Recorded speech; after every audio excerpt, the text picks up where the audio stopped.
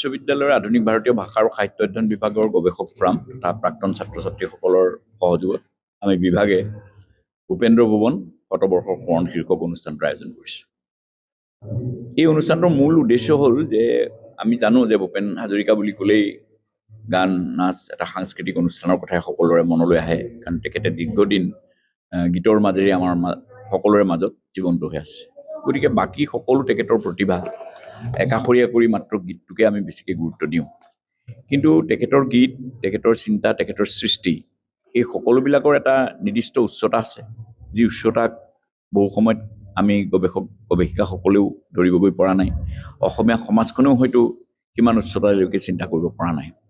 গতিকে আমাৰ বিভাগৰ যিহেতু মূল কথাটোৱেই তুলনাত্মক সাহিত্য আমি পঢ়াওঁ, গতিকে আমাৰ তুলনাত্মক সাহিত্যৰ তাত্ত্বিক যিবোৰ চিন্তা ভাৱনা, এই তাত্ত্বিক চিন্তা ভাৱনাৰ মাজেৰে ভূপেন হাজৰিকাক বিশ্লেষণ কৰি উলিওৱা।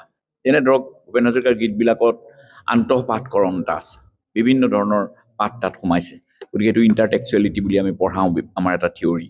ঠিক তেনেকৈ ধৰক আপোনাৰ বিভিন্ন ধৰণৰ শব্দ নিৰ্মাণৰ কৌশল, ইয়াত আপোনালোকে প্ৰদৰ্শনীখনত দেখিব যে শব্দ নিৰ্মাণৰ কৌশল সম্পৰ্কত আমি কাম কৰিছোঁ, ইণ্টাৰটেক্সুৱেলিটি সম্পৰ্কত কাম কৰিছোঁ, নিউঅলজি সম্পৰ্কত কাম কৰিছোঁ। এই ধৰণৰ কথাবিলাক আমাক গৱেষিকাই কৰিছে। গতিকে আমি এটা পূৰ্ণাংগ ৰূপত ভূপেন হাজৰিকাৰ যিখিনি বৌদ্ধিক সত্তা, এই কথাটো তেওঁৰ কৰ্ম, তেওঁৰ গীতৰ মাজেৰে উলিয়াই অনাৰ চেষ্টা কৰা হৈছে।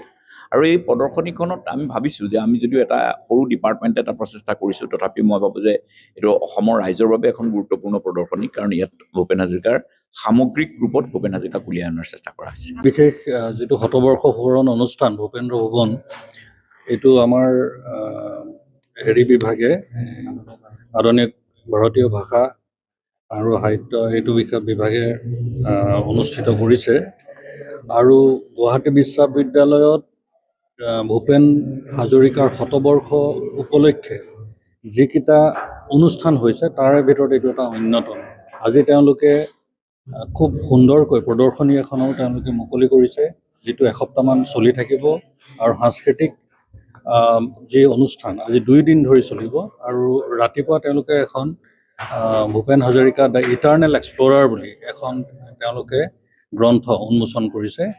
খুব সুন্দৰকৈ কৰিছে এই অনুষ্ঠান। আৰু মই ভাবোঁ এই অনুষ্ঠানটোৱে ভূপেন হাজৰিকাৰ শতবৰ্ষ যি উদযাপন গোটেই অসম জুৰি যি চলি আছে, তাত এই অনুষ্ঠানটোৱে এটা নতুন মাত্ৰা প্ৰদান কৰিব বুলি মোৰ নিশ্চয় ধাৰণা হয়। কাৰণ ইয়াত তেওঁলোকে গৱেষক ছাত্ৰ ছাত্ৰীসকল জড়িত হৈ আছে। এই বিভাগটোৰ আচলতে গৱেষক ছাত্ৰ ছাত্ৰীসকলে ইয়াৰ উদ্যোগ লৈছে। সেইকাৰণে এই শতবৰ্ষ বছৰটোত ভূপেন হাজৰিকাৰ বিষয়ে যথেষ্ট গৱেষণাৰ থল আছে। মই ভাবোঁ সেই গৱেষণাবোৰ হ'ব আৰু ভূপেন হাজৰিকাক আমি খুব ব্যাপকভাৱে জনাৰ বুজাৰ এটা সুযোগ পাম।